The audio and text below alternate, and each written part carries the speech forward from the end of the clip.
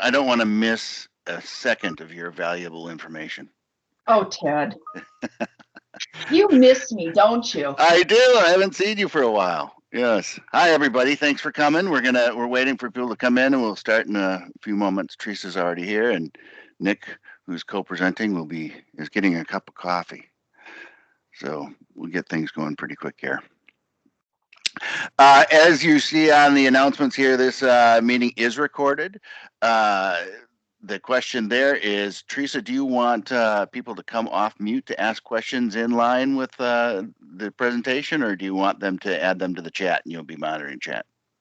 Why don't we put them in the chat, and Ted and I will be, or Ted, Nick and I will be monitoring, but if you see something. I can help. That sounds great. Yeah, perfect. So do that. So just so you know, it is being recorded. Please mute yourself so that we don't hear dishes clinking and kids in the background. We've had that happen a few times. I need to turn on the live captioning too. Nice. Thank you. It's been 6 months since I did this moderating of one of these sessions. So. Well, you know, it's been 6 months since the spring event. Yes, it has been. We will be giving away a $25 gift card at the end of each of these sessions. So stick around till I get done doing that. Basically, I'm going to do a very technical random choice from the list of people we have in the in attendance. And at the end of this, we are giving away a Surface Go. So the thing is, you do need to be present to win that. So go to the Hangout for the end session. Isn't that correct, Teresa? This year? That is correct. That is correct. Yeah. So and Ted, for this particular session, Concurrency actually is one of the sponsors of this event. Yep. And because they're an elevated sponsor, they're actually donating this particular gift card. Nice. Nice. Yeah. Excellent. So thank you, Concurrency, for the support of the M365 user group. Again, I'm Ted Martin. I'm a board member of the M365 user group. Been on here for 3 years. Was volunteered before that. I'd like to thank you guys all for coming. I do want to thank the sponsors, as Teresa pointed out here. It looks like we have about enough, getting close to enough people to get this thing started. But if you'll just take a look at these sponsors and thank every one of them. Sky North, I'm part of, so calling that one out. But again, Concurrency is sponsoring this session. But all of these people have, or these companies have really helped us out over the years, and they're who really make these things possible and enable us to give out this stuff to people, and it's fantastic. So with that said, I'm going to shut up and I'm going to turn it over to you guys. Sound good? Sounds great. Like we said, put your questions in the chat, and Teresa and I and Nick will be monitoring that, and we'll make sure they get mentioned. And stick around for the drawing at the end. All right? Later. Take it away. And hold on, I think I'm presenting the moderator slide, aren't I? You are. You know, that's the problem with doing multiple things here. Give me 1 second. Trying to get the sharing of the screen to go for myself. I can tell a story. Yeah, you tell a story, Nick. How do you get people to change? I don't know, Nick. How do you get people to change? Yeah, people will change when change is easier than staying the same.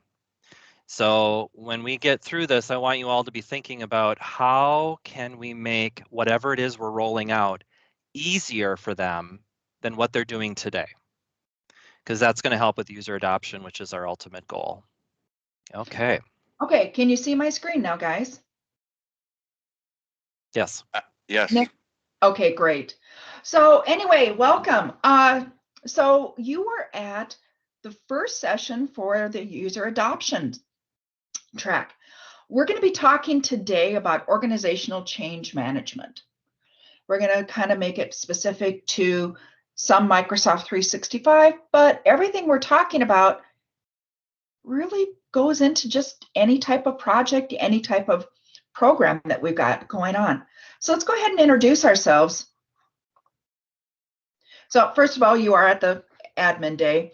Please help us share this event, tweet it, post it. We're trying to create a heightened awareness around this. We also have a YouTube channel and stuff. So please take a look for all of that. So our sponsors, as Ted mentioned, you know, Sky North is one of them because that's who he's with, but I'm with Concurrency, as is Nick. But there's a lot of other important sponsors. So please take a second, look at them, get to know them. That's really who's going to help you as an organization going forward. So who am I? My name is Teresa Friedsam. I'm the lead project manager at Concurrency. But more importantly, who am I? I actually put the 30 in here, guys. I've been in IT for 30 plus years. Old Fortran programmer. And I'm suspecting there's a few people on this call who have done projects with me. And yes, I threaten everybody when they start not doing things. We're going back to Fortran. Have computers been around for 30 years? Yes, Nicholas. Sorry, I just had to throw that out there. But we'll have some banter during this presentation. So. And if Nick starts acting up, I will call his father, who lives with him. So, so I've been doing Microsoft 365 for 10 plus years. So I actually sit on the board here at the user group. Ted and them basically, I think, told me to get on the board so I'd be quiet because I kept going, what about this? What about this? So anyway, a little bit more about me. I have two little girls, Penny and Gidget. Gidget is a Tasmanian devil. She's a puppy. She's a little chihuahua. And Penelope is our little biker babe. She loves to get on the back of Daddy's motorcycle and go for rides. So that's a little bit about me. And let's find out about Nick. Yeah, so Nick Rustad, I'm the delivery director with Concurrency. I've been with Concurrency for 4 years. I started my career off actually on the help desk 20 plus years ago at the Pillsbury Company. I love gardening. I'm outside almost every day. And we've been doing a lot of traveling. We've been spending a lot of time in Maui lately, and we hope to move there one day. We have also 3 animals at home. We have 2 tuxedo kitties and a very lazy greyhound. She was a rescue. Her name is Miami Violet. She raced down in Miami, and she sleeps all day long. So, and she sleeps on her back with her legs in the air. So excited to be here today. Looking forward to talking to this topic. So we've got a full agenda today. We really want to make sure that when you walk away from this session, you understand the basic concepts of OCM, communication and training, not just from OCM, but also from projects. Some tips and tricks around how you might want to drive user adoption. And I have to get my little spiel in around projects. So we're going to talk really about how they coexist and what it really means. We'll talk about challenges and questions. Again, for questions, if you have them, post them in the chat. We'll be monitoring. Ted is also going to help us monitor so we can make sure that we answer anything. Our goal at the end here is to make you as well aware of everything around OCM, etc. at the end of this. So moving forward, organizational change management, what really is it? Well, during the session, you're going to understand more about what it is. We're going to give you some best practices. We're going to give you some examples of maybe you don't want to do this, but also to talk about user adoption, training, communication. And then Nick loves to throw in his little psychological tips. So we'll be talking about that. We're talking about how it relates to deployment of a project. So it's kind of about that coexistence between the two. So Nick, okay, give us an introduction. Oh, the sharks are circling, folks. OCM is really critical to any project. It's probably one of the most important aspects of a project, in my opinion, because if we don't have good user adoption, then what's the point, right? We're changing organizations with technology, people, process, and technology. We want to make sure that people are using what we've done and they like what we've done and it's helping the business. So let's go on and let's talk a little bit about kind of Tony Robbins has a famous quote, and it's basically kind of what I said at the beginning of the presentation. Change happens when the pain of staying the same is greater than the pain of the change. So we have to make whatever it is we're changing easier for people, better. It has to be, everybody complains about, oh, I got all these processes, all these steps. We got to reduce steps. We got to automate all of those components in order to get them to like it. And we will always be faced with people that are change adverse. We will always be faced with people that are change adverse, people that do not want the change. We've always done it this way, those types of things. Okay, so what is organizational change management? It's really about managing that new business process, the change in the organizational structure. We got to take everybody with us, and that can be a really hard job. All the communication and the training and measuring the success. We have to be very systematic on how we do it. At a high level, it's making sure that we're communicating, we're training, we do the deployment, and then we're managing user adoption. So next, I want to get into business goals, because without the business, there's no IT, right? So we need to understand what are the business short-term goals, long-term goals. We have to be able to explain, why are we making this change? Is it just to change, or is it what is the point? The other thing to consider is the business impact. And I highlighted one area here that's really important. In ITIL, we call it the patterns of business activity. We need to know what the distractions are in the business. That is the one thing that'll kill your project. If all of a sudden there's a merger that takes place right in the middle of your project, that's going to kill it. If there is like month-end processing that needs to happen, and it's at the same time as your deployment, that's going to kill it. So you need to know what's going on in the business. You need to stay connected with the business. Is there any big org change? Is there any big business change, revenue change, other processes that could be affecting the stuff that you're doing? Okay. The other thing that we need to consider is the success criterion and how do we measure adoption? So let's go on to the next slide. The success criteria is really, really important. You see the last item there? You have to prove your value. We have to always be proving our value. No matter what we do or how we do it, we have to prove that it was worth the time and money to make the change. So first of all, we need to understand, what is success? Because IT, we may say, or the project team, we may say, well, everybody's using the new tool. Everybody's on Teams now. Okay, that's a good success. But our measurement of success and what we believe is not as important as what the business believes. So we need to talk to the business or the sponsors and find out what is success. And then we have to figure out how to measure it. And on projects, I like to have some metrics that we keep talking about in our stand-ups or leadership meetings. How do we show that we're adding value? And we have to document it. And we got to keep telling that same message. We're adding value, we're reducing ineffective process, we're increasing productivity, and we have to measure that somehow. So let's move on to the next slide. Dr. John Kotter, he's really the father of organizational change management. I was introduced to Dr. John Kotter when I was working at a law firm. Law firms are really hard places to work, and they're really hard places to change. Someone in HR at the law firm told me about Dr. John Kotter, and that it's really helpful to kind of walk through these steps. It will help the change go forward, and also the ultimate goal is to institute the change so it sticks. It's like a new habit. Okay, let's go on to the next slide. So Dr. Kotter came up with an 8-step model, and he's all about, I'm going to walk through each one of these, but it's basically creating urgency, getting the coalition together. Strategy is important. How are we going to communicate? How are we going to empower? How are we going to have a short-term goal so we can brag about it, so people start to hear the goodness that's happening? And then how do we sustain that going forward? And that is about removing barriers and keep it flowing. And then we got to institute the change. It needs to stick. Okay, so let's go to the next one. The first one's about creating urgency. So really we have to create a sense of urgency. Like there has to be a really compelling reason, like, oh, everybody else is on Teams, our company's not.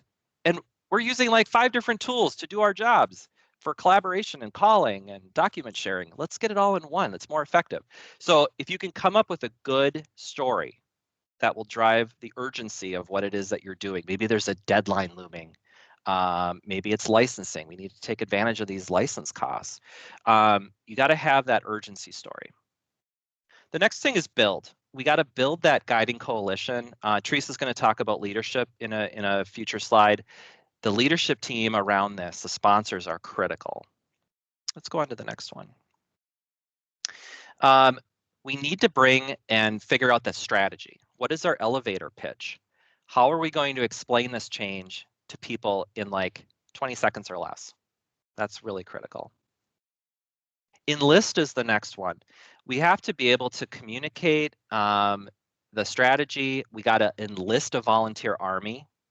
We need a little mini army to make some of these changes in organizations. So who's going to be on that army? That's really critical. We're going to talk about change champions here in a moment. We need to also empower employees, and we do that through getting business members involved in the project so that they start to see the value of the change. That's really critical. The next one is generating those short-term wins. We need to start bragging about the goodness that we're doing right away, because people will complain. They will always complain. There's never end to complaints.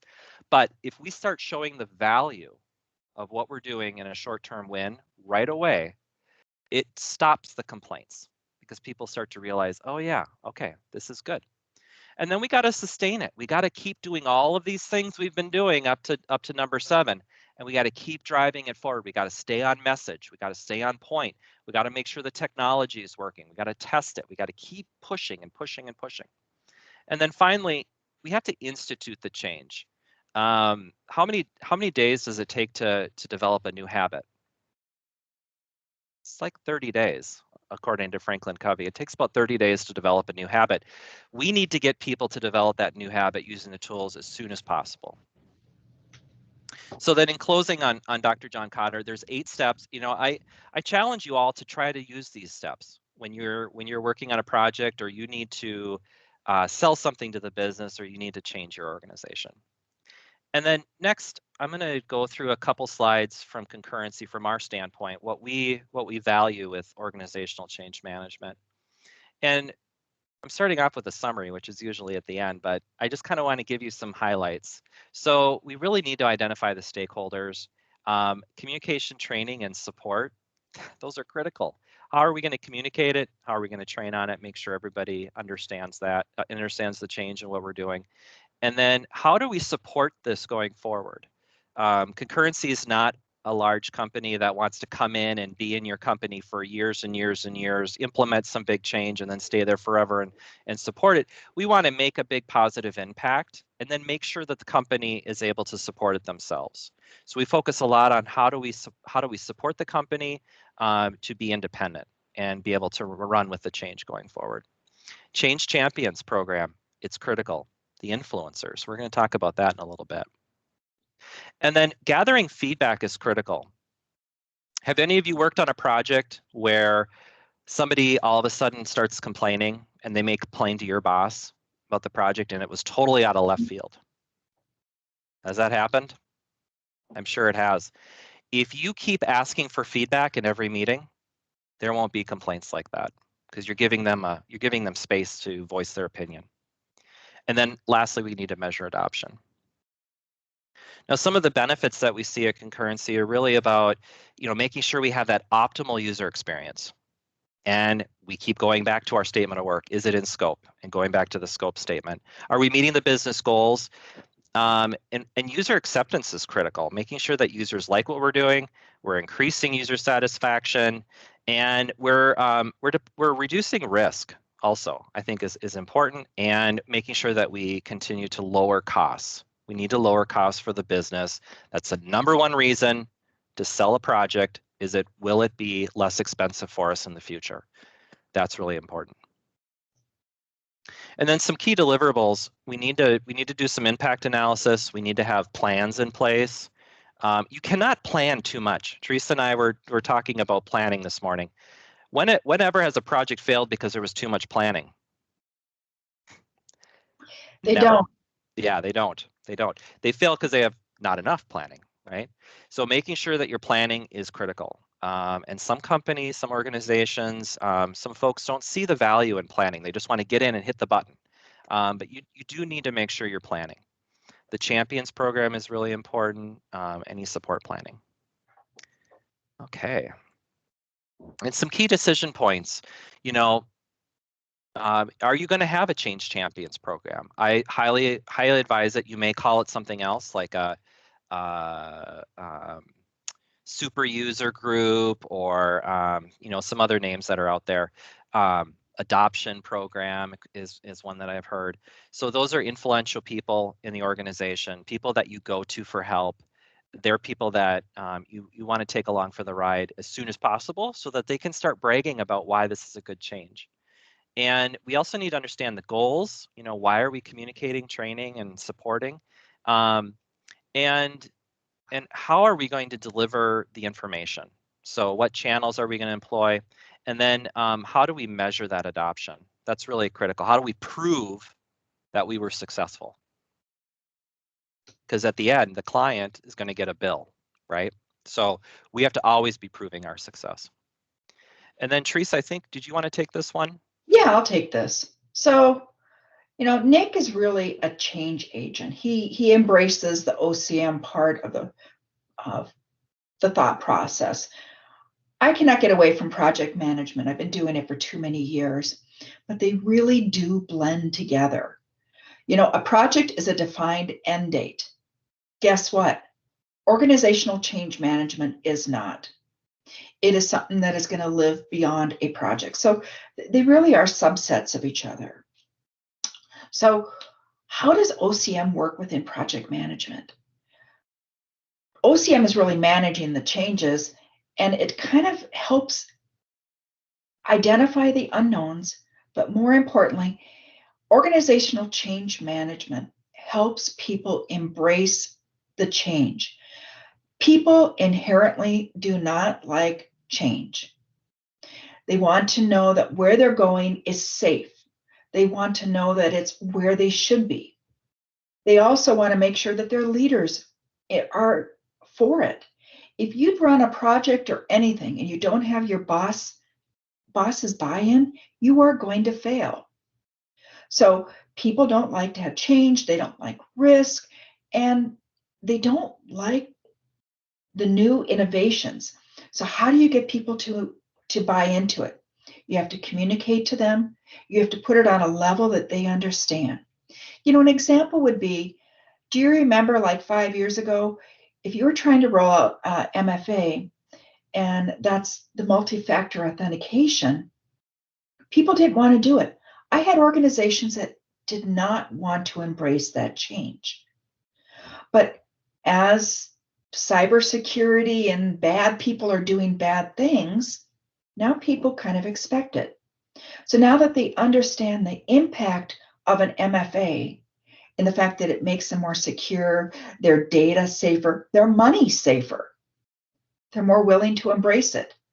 But that came through communication, training, leadership adoption, and understanding the risk. If you tell someone that bad things are going to happen and explain it to them, they're more willing to embrace it. So how do we do that? We do that. How do we get them to embrace that? We do it through several ways. One of the first ways is communication. Nick? Yeah, so communication is critical. We obviously need to tell people what's going on. So communication strategy really involves, who are we communicating to? What are we going to communicate? How are we going to communicate? When will we communicate? And also why? Why do they care? Why does our audience care? Well, there could be an outage. They would care about that. There could be some new tools that they've been asking for. They would care about that.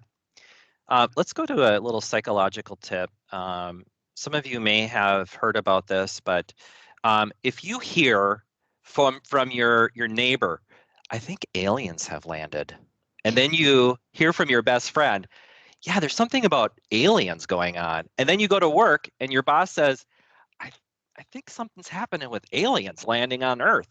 You've heard it 3 times from 3 different people. 3 different channels, that's going to stick. That is going to stick in your head. And because we're natural pattern organizers and pattern recognition, our brains recognize patterns. And so you need to create patterns when you're communicating. So I recommend 3 different channels, and especially 3 times. And so people start recognizing that pattern, and it's going to stick in their brain that something's happening. Okay. So the first question is like, who should we be communicating with? Okay, well, obviously we have business users, we got support people, maybe a service desk agent, the IT team.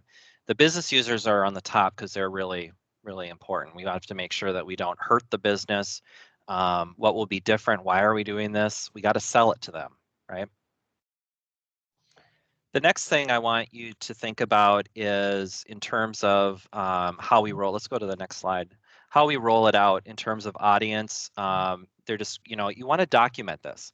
So leadership doesn't need to know all the details, but they do need to know the communication plan. When is something going to happen? What are communications we're sending out? Because they may get questions from the organization. Any program leadership, sponsors is critical. Definitely the service desk. You never want to let your service desk be in the blind. That would be really, really bad. Then of course your end users. And there's a lot of different ways you can communicate. And you want to try all sorts of different things. We are naturally kind of immune to a lot of email. I mean, we get kind of email fatigue. So you got to get creative. How can we really grab people's attention? Sometimes I'll send an email out to my team and I'll put free beer in the subject. And then I say, now that I got your attention, we got to get creative. Okay, let's go on to the next slide. Communication channels. So this has really changed. Teresa actually commented to me this morning about, with COVID, we've really had to change our communication channels. Email blasts, tons of email, right? You may have Yammer in your organization. That's highly effective. A town hall meeting where you're bringing people together to talk. Some organizations are starting to use Twitter and Facebook. They have like private groups set up. Intranet, of course, change champions, those people in the organization that are influential. And of course, teams. Let's send out a message. Let's post things in department team sites. Let's figure out how to spread the word.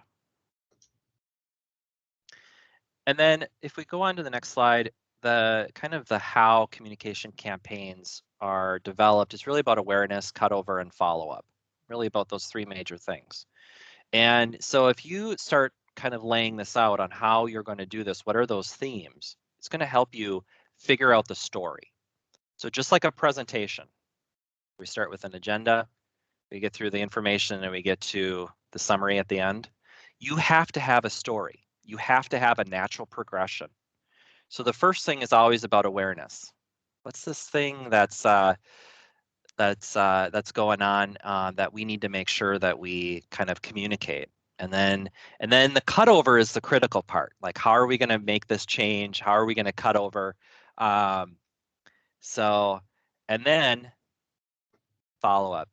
Dan just posted a little trick on email delivery. Recall the message. Then people are gonna be like, oh, I gotta see what mistake Dan made. I gotta look at this message. So very good tip. Thanks, Dan.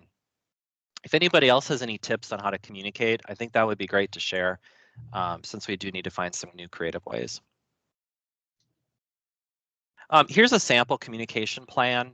So it lays out, dates, what kind of event is happening, or how are we communicating, who's the audience, the delivery method, and the description.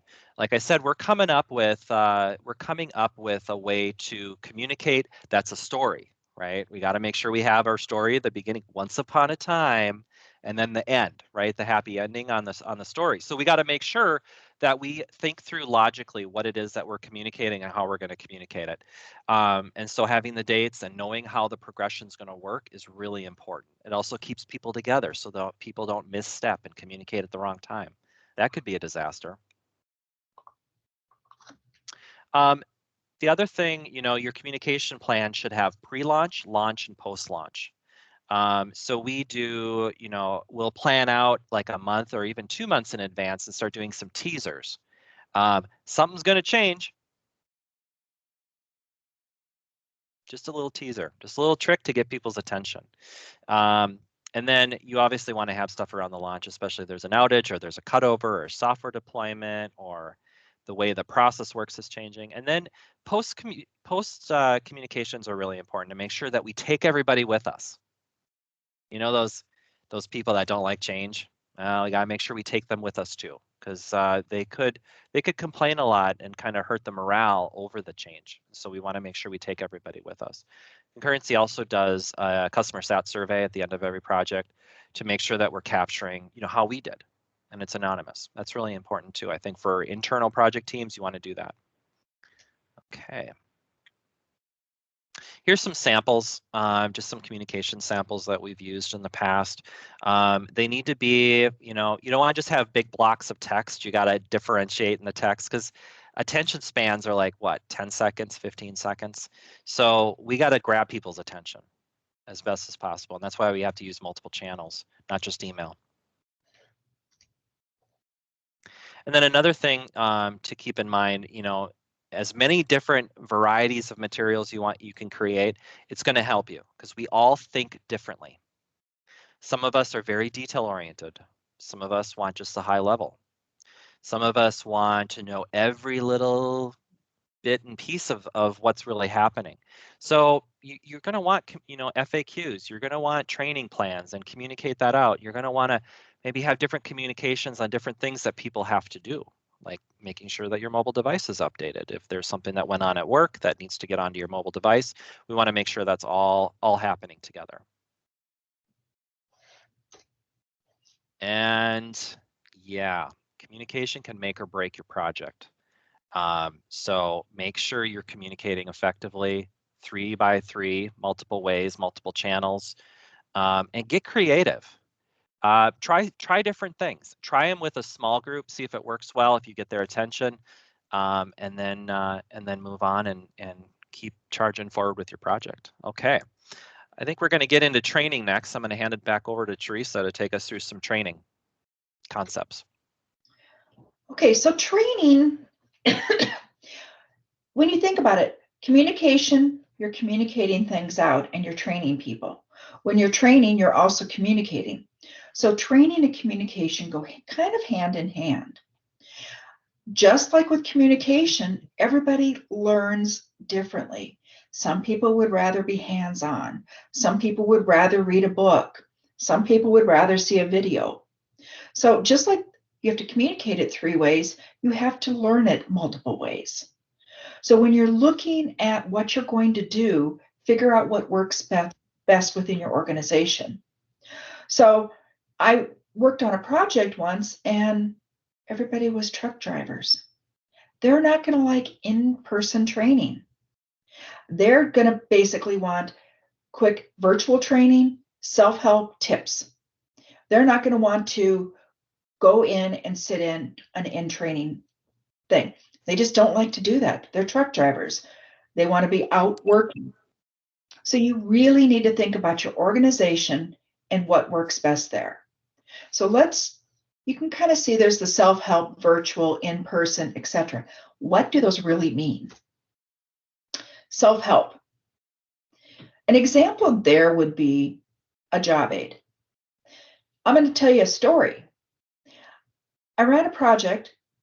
We created a job aid, which was put on everybody's keyboard. So when they came in the next morning, they knew exactly what to do. Yes, this was pre-COVID. Everyone was calling the help desk. And we're like, what was wrong with our job aid? We didn't have someone else look at it. It was very clear to the team. You want to know what we missed on the job aid? We didn't miss any technical steps. We forgot to put turn over. The complaint was people didn't know to turn over the sheet of paper for the other side. That's a real life story. So now it sticks in my brain that everything needs to fit on a single piece of paper. That also goes to when you're looking at emails, make sure it appears simply and viewable because people don't like to go below the fold. Virtual training, those can be lunch and learns. They can be led by your champions. It can be led by your tech team. But in actuality, if you get your champions, your change agents, someone within your business organization to kind of lead them, you're going to get better user adoption. In-person training, think about your executives. Those are what I would call the white gloves. When you're delivering things out to them, they just want someone to come and hold their hand and help them get it through it. You need to think about your audience and who needs in-person, who doesn't. COVID, in or out. You have to figure that out. Your change champions. These are really kind of your key business people, your liaisons into the business. They're the ones that are going to be able to help drive adoption from the grassroots. When you're thinking about your change champions that you want within your organization, sometimes, I hate to tell you this, it's best to pick the squeaky wheel. The person who's always negative, the person that's always trying to take your project down. Want to know why? Because if they're part of the change, they can't complain. They've had a voice, they've been heard. Also, because they always seem to have the loud voice, they then are listened to by their peers. So I did a project where I did not want the one person on it because he was such an undermining person. We got him on the change agent board, so he was there. He couldn't complain. He had his voice heard. It made the project deliverables so much better. Service desk, Nick talked about it. Make sure your support people understand what they need to know how to support. They need to know what's going to go wrong. I mean, an example would be yesterday we were rolling something out at one of our clients, and for some reason people weren't able to do MFA. Well, it turned out everyone in the organization had been communicated to, and we were still in the early beta testing. We hadn't fully synced identities. So because we communicated with the help desk quickly, they in turn were able to help go, oh, just wait, you'll be able to do that in an hour. So creating that partnership with your support people. Your tips, your micro learnings. This is a great way to get communication out and training on the new features and functionality. Your buzz day, this is really where you're getting the hype and, hey, we're going to go. So think about different types of training, different types of communication, and fit it appropriately to your organization. So one thing I kind of like to look at when I'm thinking about training is pros and cons. What is best for your organization? You need to consider things. Cost. I've been in organizations that only want face-to-face customized training. It's high cost. And when you do that, it's customized, yes, but then when Microsoft decides to go and change Microsoft Flow to Microsoft Power Automate, all your documentation has to be updated. Your CBTs, your custom computer-based training, and some of your links to webs, out in the internet, typically those are updated. So what I try to do now is I try to focus on external links, always due to the source of truth, always going to Microsoft and saying, this is where you should go get some of your training or tips or communication. Your tips of a week you can customize. This is really a paradigm shift for how we deliver projects. Years ago, you customized everything and you made it fit for the organization. Now you have to go more generic. So when you're thinking about your training, you have to think about what works right in your organization. So remember I talked to you about the truck drivers? You have to really assess their skills and what they need to know. The truck drivers probably are not going to be doing security concepts. They don't care about it. SharePoint, they just want to know where's my documents. They don't care about identity. So you need to figure out what the skill set is.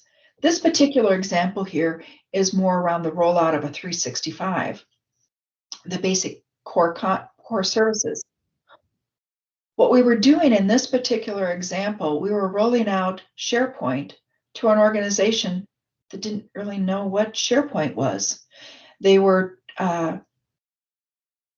used to doing a content management system, but they did not understand what SharePoint was. So what we had to do is we had to assess their skills. It wasn't just the technical people, the business didn't understand it. So take a step back, think about the core skill areas as you're building out your training, and customize or identify the targeted areas that need to be trained on. This next slide is just the considerations. It's a sample plan. What I was talking about before was your audiences, thinking about your types of training. Do you want in-person, CBT, just an email, a phone call? What works best? But you got to figure out what you're going to do, what type of training, for who and when. It really just goes down to creating a plan. The plan is either for your OCM or project. They kind of go hand in hand. But at the end of the day, what you want to do is you want to communicate and train your end users so that your end user adoption is as smooth as possible. So how do you drive that end user adoption? Oh boy, tough act to follow, Teresa. Thank you. Well, you can do it, Nick. I've got confidence. Okay, good.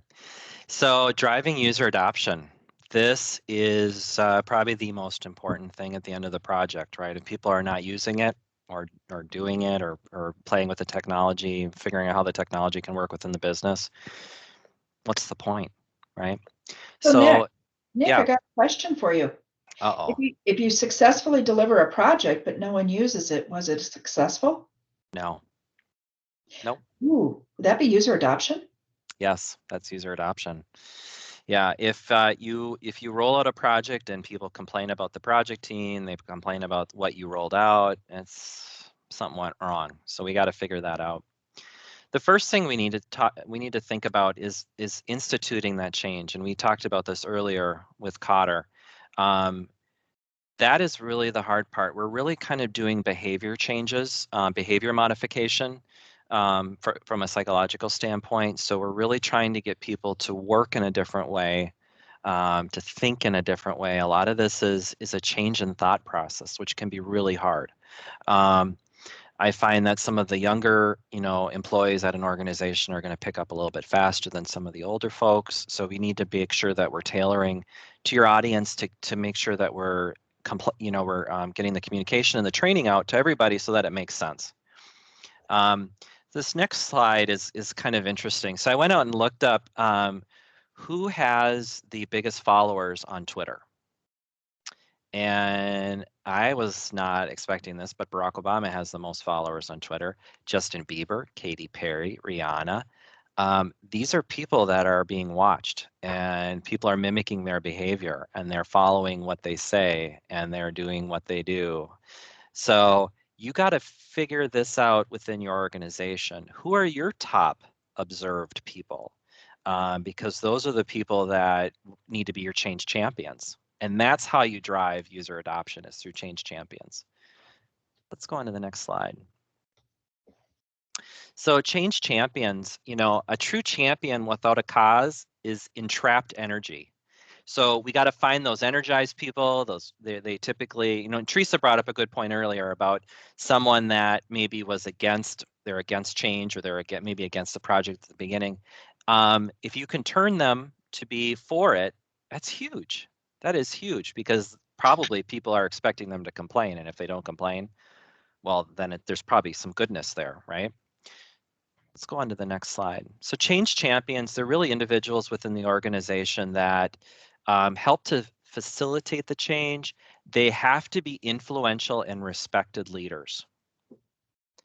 You got to find the people in your organization that others go to for help. Like Teresa. Teresa's a change agent at Concurrency. She's working on all sorts of stuff to make Concurrency better inside and out.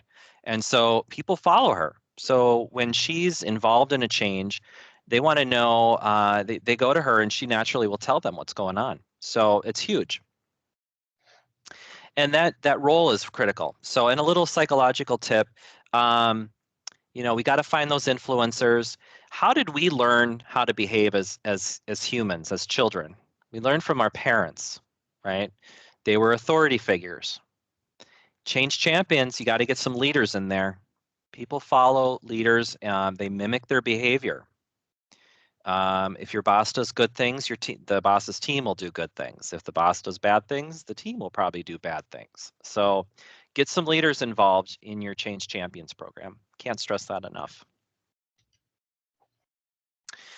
This next slide, there's a lot of words, so I'm not going to go into it in great detail, but you need to have some type of planning around the rollout of a champions program. And figuring out, who's part of that is really, really important. And they need to have some kind of technical prowess. They need to have some tech skills. They need to be able to talk about technology and relate the technology and make, proper transition to business terms. That's really critical. The next thing really is alignment to business goals. I keep talking about the business. The business is the most important thing. We got to make sure we're taking care of the business. We have to protect the business with security and identity protocols in place. We got to make sure that they're effective with communication and collaboration. So a lot of that is M365 related. We need to keep talking to them. There needs to be business workshops. We got to identify their objectives and performance goals. And the business case is critical. How do we build a good, solid business case? There has to be metrics. There has to be dollars related to it so that people understand what the change is. Also, in terms of success criteria, we need to figure out who determines that success, how are we going to measure it? And I think I talked about this earlier. How do we prove our value? I'm very excited about that. A lot of project teams don't do that. They don't show that they added value at the end of the project. They're like, oh, we're done. Walk away. But no, you got to prove your value because you want them to call you back and have you work on another project. This team does a great job. So that's really critical. And next, we're going to get into project management and OCM. Of course, I think OCM is way more important than any project management. Nicholas. Teresa will disagree. Okay, take it away, Teresa. I think that OCM is important to help ensure the overall success of a project. Projects use OCM. So think about it. It's really about adoption. Adoption of what the change is. We are right now in Microsoft 365, we're making so many changes to how people do things. So it's really around that culture change, the adoption, but also getting our leaders to help govern what we're going to do. Because there's so many things like record retention.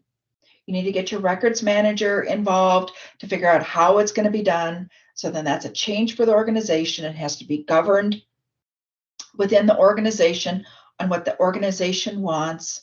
And then people have to be trained and communicated on that particular change. So, projects have an end date. OCM does not, if you want to think about it that way. Projects have a defined deliverable. Organizational change management does not. But how do they come and be together?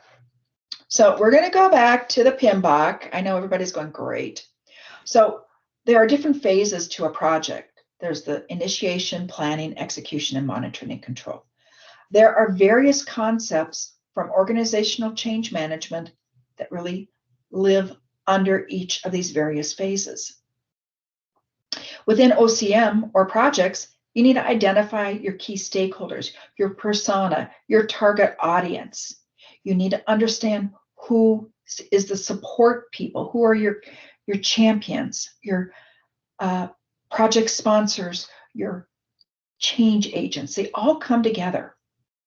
In that first phase is where you're figuring out who you're going to communicate and train and change. That's where you're going to identify who your key user adopters are going to be.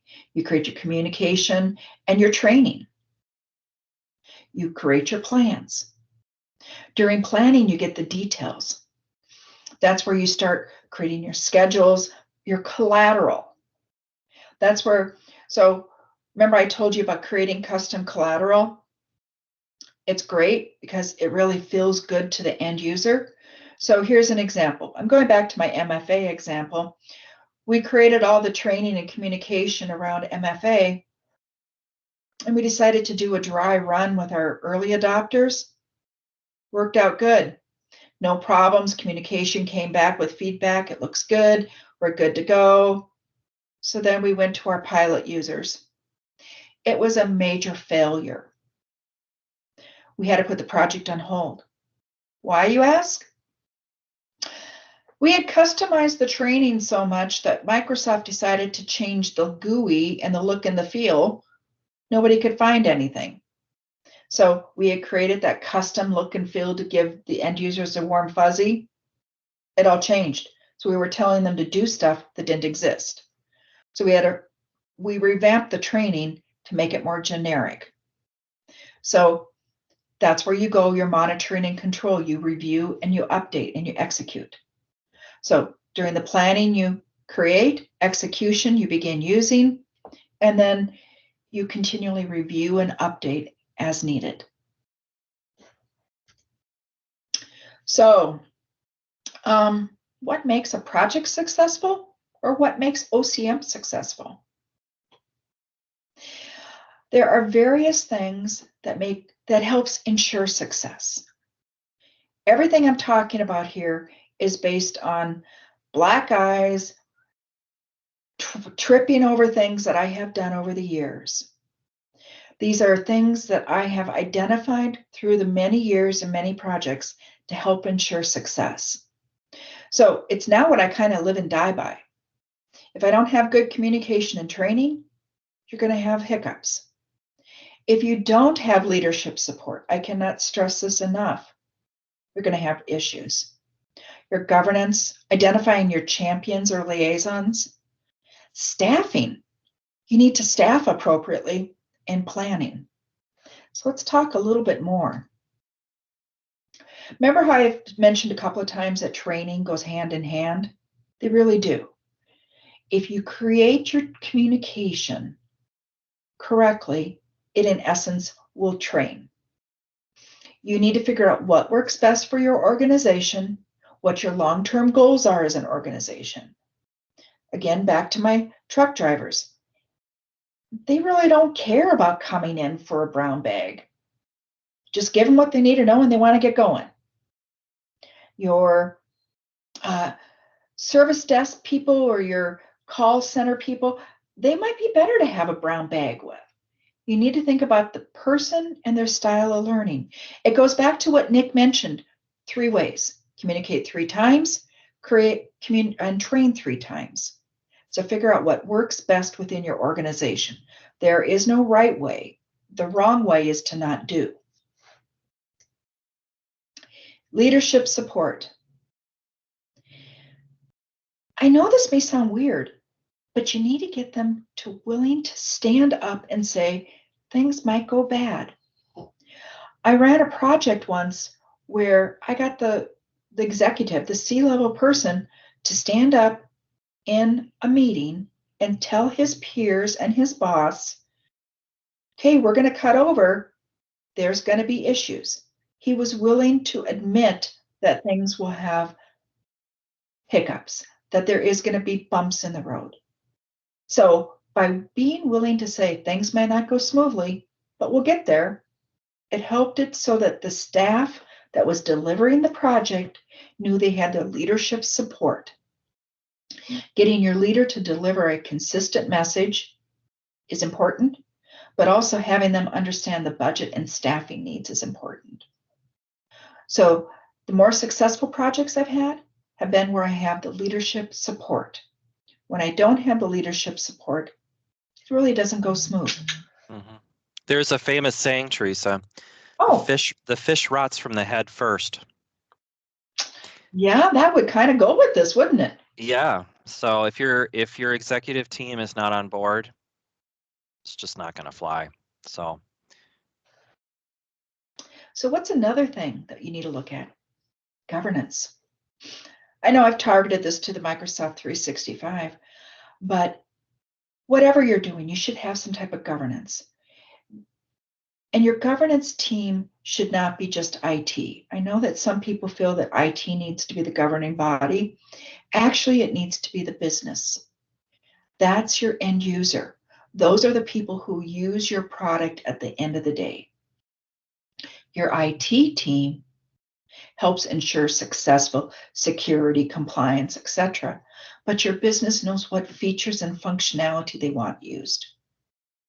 Another thing is they can then help drive where the business needs to go and kind of help prioritize what is rolled out within the service, but they need to align with the IT. If there's some things that we just have to do with IT is we just have to do upgrades and stuff. So there's things that will take precedence. But okay, the PM has to come out, guys.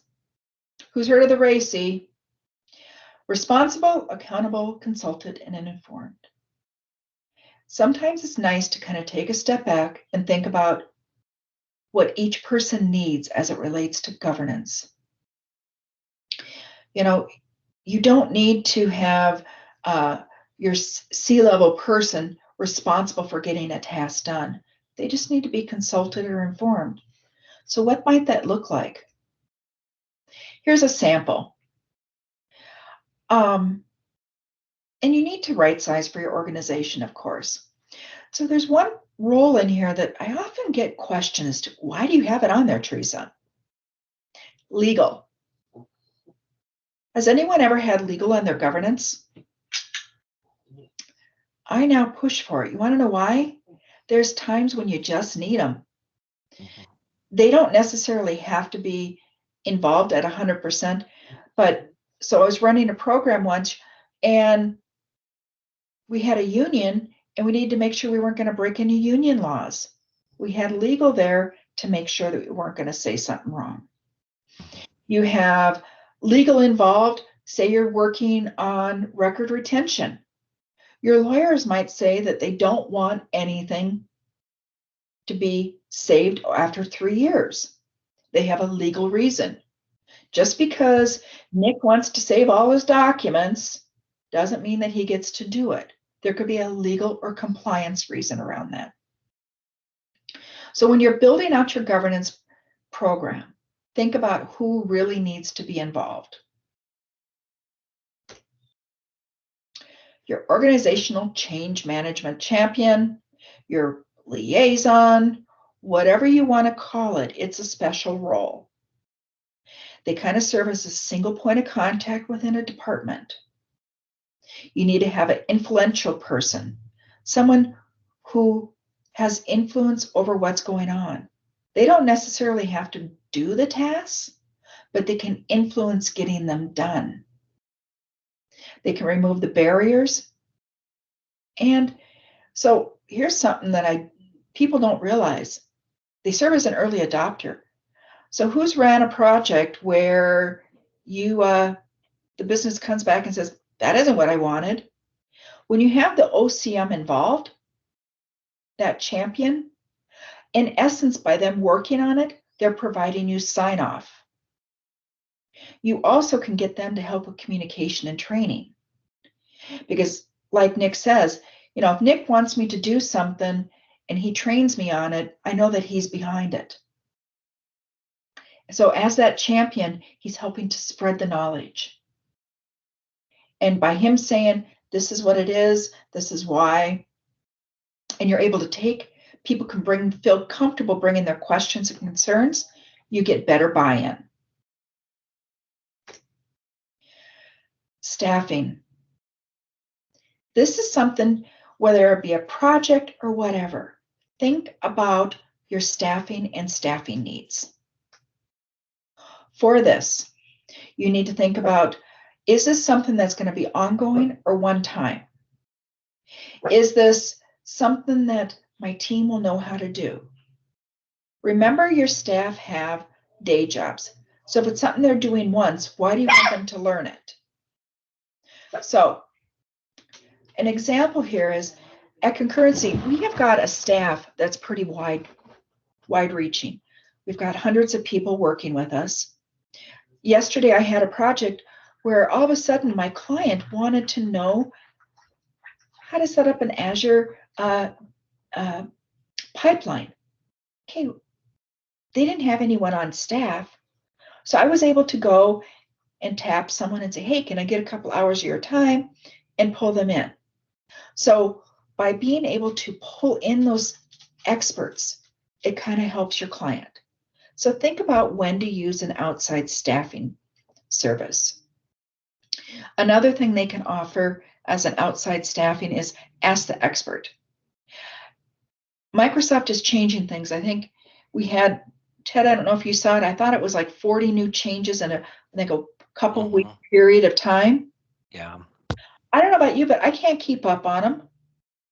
And if you want your team to keep up on it, you better allocate 10 hours a week. Now you just took away from their ability to deliver. So you really need to think about what your long-term goal is around staffing. Planning. Planning. The most successful you can make a project is you can plan it so that when you do your rollout, it's a non-event. So I've done projects where we put so much time into planning and testing and iterations around that when we got into the wave deployment, my team complained to me on the Monday following the last wave, what do we do? It went so smooth. There was fallout. There's always going to be a semblance of fallout, but we didn't need the war room because we had planned and done our iterative testing, done our iterative updates to our planning and communication and training. So think about that. It helps ensure that everybody understands things. Because when you plan, you figure out your communication to your end user. So, this is a little concurrency, but it's more OCM. You need to create the OCM plan and the project plan specific to your organization. You need to adapt to the maturity level. If you go in with a full-blown OCM plan or project plan in an organization that doesn't want that level of structure, you're going to fail. Converse is if an organization wants all the structure, you're going to fail. You need to think about what your end users and your organization really want as the end goal. We at Concurrency have actually created a repeatable process, which is where much of this comes from. We've learned, we've fallen down on the sword, and one thing that I try to do is I want everybody's journey in Microsoft 365 to be as least painful as possible so that you can enjoy all the features and functionality that are inherent within. So key takeaways. We're actually going to go right to the bottom. You can't do everything at once. When you try to hop in and drive so remember when we all got our driver's license? Did our dad let us drive the fancy Corvette? Probably not. We probably got the beater. We had to get our comfort. We had to understand how driving on ice was and snow until we became more comfortable with it. Then your dad might let you take the Corvette. In my world, I never got a Corvette, but I can dream, can't I? So think about your leadership support. Make sure you have it. Here's a really kind of a weird one. Listen to your technical team. I ran a project once where the technical team said to go with this technical implementation. Someone higher up felt it wasn't good. So we took and did the other role. And then turned out 6 months later, not so. We had to revert back to the original plan. So listen to your technical team. They have a reason. And if they're saying it doesn't look right, listen. Try to find out more as to why. Your end user communication, do it. Get it right sized for your organization, establish your governance, do your planning and testing. But remember, it's an ongoing living being. Project ends, there will be more. And continue to adopt or measure your user adoption. Like I mentioned when Nick was presenting, I've rolled out projects, successfully deployed out the new software. Nobody wanted to use it. If you don't get your user adoption going, you're going to have problems. Remember that things are always changing in Microsoft. We got a question, Teresa. How do you plan for iterative training, giving the user what they need to be proficient, and then giving them the tools to become experts, thinking of team features? Do you want me to take that one? Go ahead. Okay. You had a chance to read it and think about it. I haven't. Yeah, no worries, no worries. Yeah, iterative training I think is really important. The big thing there is to show the overall training plan. How do you get from like a 101 to a 600 class, right? And I think it's important to kind of have that story. Everything needs to be a story. Once upon a time, and then something good at the end. So we have to figure out, the training path, how we're going to train our folks. A big thing there with training is to make sure we're assessing their knowledge so that we design the training to be as impactful as possible. And also some, different departments use tools differently. So for example, marketing, they may be all about meetings and they blow up teams with meetings. And then your IT folks, they're all about chat, right? So you want to focus. Maybe you need training for marketing people. You need training for IT people. You need to separate that out into multiple channels. So some things to think about. Great question. Thanks, Jennifer. Actually, take it a little bit step further. You actually brought up a good point. There's the 101 class, learning the basics. And then there's the advanced, the 400, 600 level class. So when I've done that at organizations, I've created the 101 class and had everyone take it. So everybody knew the basic core concepts of teams. Then I provided the option to take the more advanced. And we actually ran those advanced classes for your marketing team. How do you do a Teams meeting? How do you do the screen share? How do you do a whiteboard? Because yeah, that's a good point. That's a good point.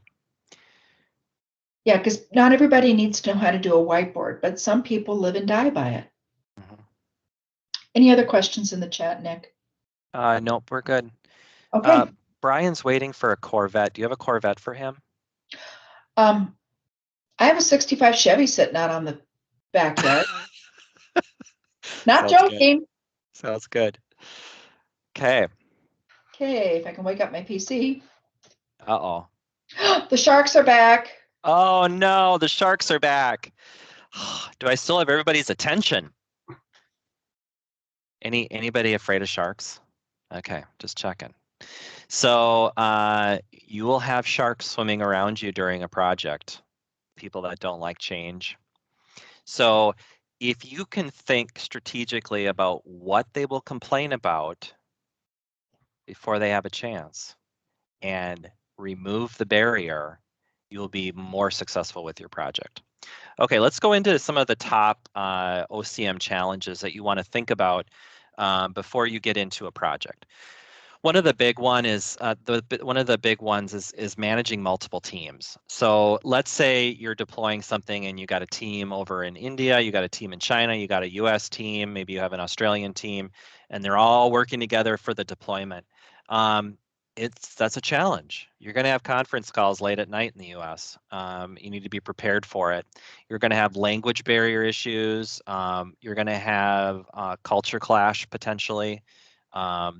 So it's really important to know the culture and the countries that you're deploying so that you can adapt your communication and training to make sure that it fits in with that culture. United States, we have no patience. We want everything in a little Twitter post. So we have to make sure that we have quick, easy, direct training and communication. There's different needs in all the multiple sites. And then also, you know, you got to keep documents updated. Things change. Things change while you're changing. You're changing on a project. So you have to make sure you're constantly updating the documentation, the training materials. Oh, you're halfway through rolling out teams and there's a new update that comes out. Okay, we got to get those updated and into the system as well. So the next thing, juggling multiple simultaneous changes, that can be a big challenge. And the way you deal with that is through prioritization. The other thing that you got to keep into account is the patterns of business activity. And I talked about that earlier. What's going on within the business? Are they launching a new product at the same time you're trying to roll out teams? That's not going to work. So you want to make sure that you know what's going on within the business so you can fit that priority in there and make it important. You know, lacking visibility into your change processes, that could be a problem. You got to make sure people know what to expect. There should never be a surprise. You also may need to work on reversing some sort of problematic or ineffective change. So first of all, don't be afraid to try things. Okay, with communication, try something different, you know. But you may have to reverse something that happened.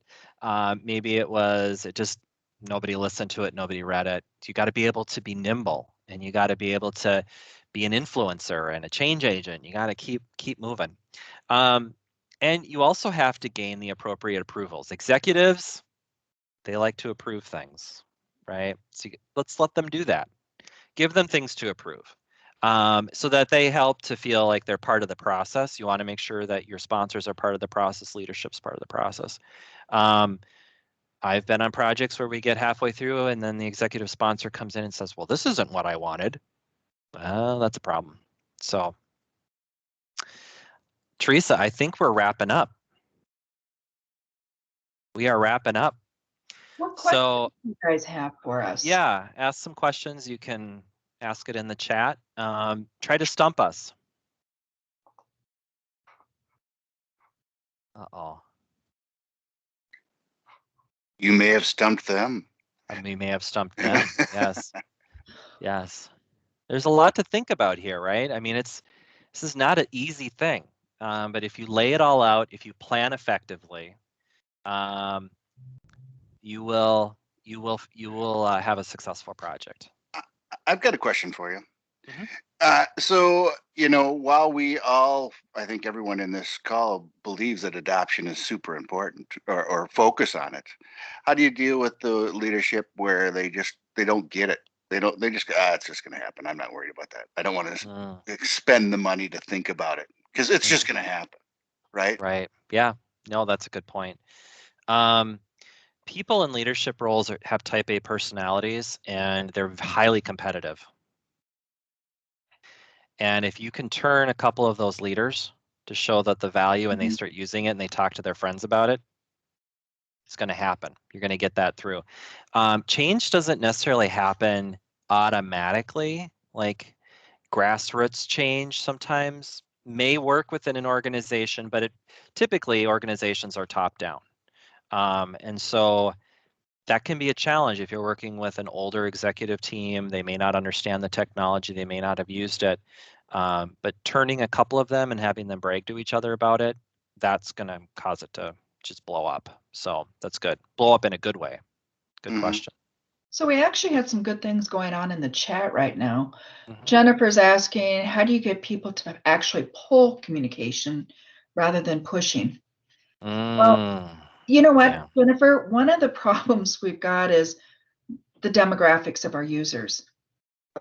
Our older people want everything handed to them. That's how they've been treated throughout their years. The younger kids, they're more willing to go out and pull it out themselves. They're more willing to go Google. I don't know if there's a magic solution here. Kind of leading by example. If your boss says, just start Googling, you're more apt to do that. I don't have an answer for you. One of the things I've used in the past is a scavenger hunt. Have some gift cards available, $10 gift cards to Starbucks, and do a scavenger hunt. Have people go figure out how to do something and then take a screenshot and report that they did it. If you turn it into game theory, use a little game theory in there, have a competition, maybe have like a leaderboard and like who's getting through the challenges as fast as possible, that's huge. That's going to cause people to pull the information more if you can use some game theory, I think. I don't know, have any of you been on a project where there's a scavenger hunt? I'm sure some of you have. Hopefully you have. It's a lot of fun. There's another question here. How do you deal with big changes that may result in some layoffs, especially due to automation and process improvements? Well, that's a hard one. My education background is organizational behavior. The first thing you got to do is keep HR with you, human capital or human resources. And ideally, can you repurpose some of those people that potentially could get laid off in other areas of the organization? We always want to try to keep the tribal knowledge within the organization. And so that's one thing. There's always ebb and flow with a change. We may make things easier in one respect, but then we may make things harder in another. So there may be new administration challenges. Maybe you can bring some of those folks in to help with that. The other thing is be very sensitive. Be very sensitive and careful with your communications. If there are some folks that are going to be leaving due to the change, you want to be very tender when you're dealing with those situations. Testing scenarios. Users will find bugs and potential issues if you offer some incentive to make them go exactly. The scavenger hunt thing, game theory, that really will help. We all like a good game. We all like a good, some challenge, and especially when there's a reward at the end. So, good point. Thanks, Brian. Thanks, Matt. Thanks, Jennifer. Any other questions for us? Okay. Looks like none. I'm going to take over the screen share and share that real quick. And we're going to be doing our drawing for this session, which is a $25 gift card, which is courtesy of Concurrency, who sponsored this session. I have names in this little spinning wheel here, and I'm going to spin it, and we'll let you know who's going to win here. 1 second. And the winner is Brian Call. All right, Brian, I'm taking down your name here, and I will reach out to you via email that you registered with, and we'll go there. I want to remind everyone to stick around to the end of the day here and fill out the survey. You can actually do this. I wouldn't recommend you do it now. I'd rather have you fill it out with some accurate information towards the end of the day. And that's what's going to get you into the registration for the grand prize, which is the Surface Go. And so, Ted, let's point out that, you're actually doing surveys. Sorry, I said on the board too. We built it out so that you can give feedback on each of the sessions. This will allow us to kind of, if you really don't like Nick and I, maybe we won't ask us to come back again. But if you really like us, maybe we'll ask us to come back again. Thanks, Teresa. I didn't know that. So underneath this link, we actually have a link to an actual survey about your session. Is that correct? It's actually built all into one. So it's perfect. Multiple. So please, please, please, please go out and do that. Nick and I would like all thumbs up, but help us make sure that these events are great. Everybody on the board has a vested interest in making sure we can share everything that's 365. 100% agree. Awesome. Well, thanks to all the sponsors again. Here's a list of them. We really appreciate them and what makes it happen. I'll let you guys have some time so you can have a bio break here before the next session. But enjoy the day. Thank you very much, folks. Thank you, everybody, for your time. Thank you. Thank you. Bye. Bye.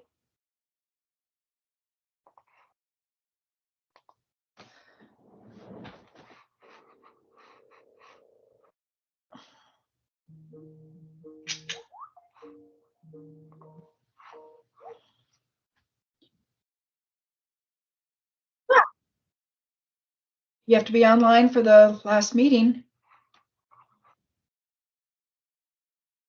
Who are you talking to there, Teresa?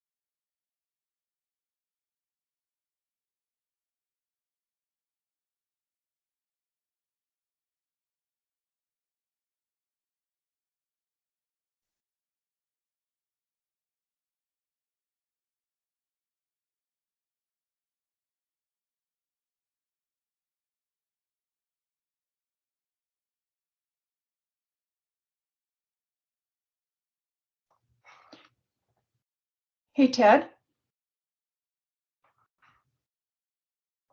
Yep. might want to stop the recording. Oh, yeah, that's probably not a bad idea. I wanted to get this dead air, didn't I? Mm-hmm.